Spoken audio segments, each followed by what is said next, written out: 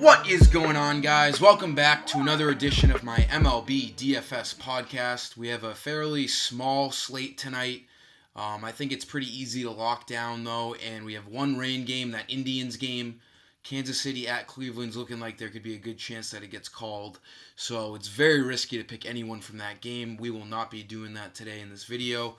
And as usual, I will be just saying a couple pitchers I like with two infielders and two outfielders. And hopefully these plays will help you go right into the green on this Monday night. So for pitching, there's two guys I'm looking at really. Clayton Kershaw in Arizona.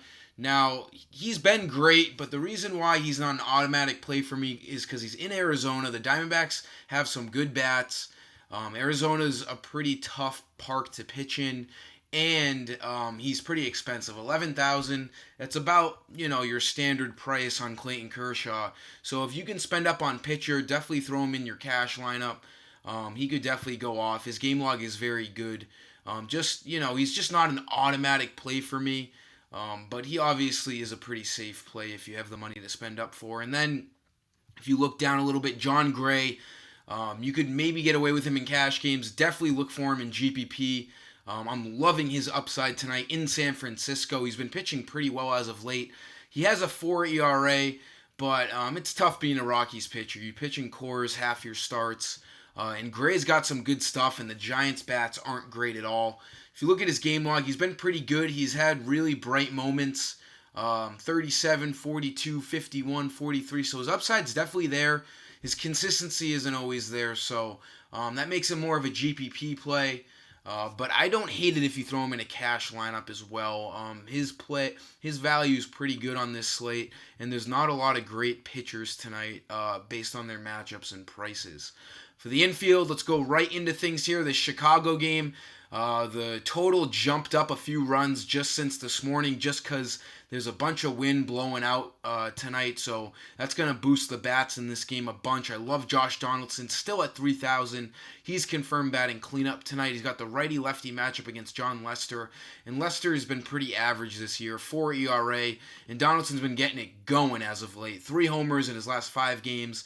5 home. I mean, look at this. He's got homers everywhere here over the last couple of weeks.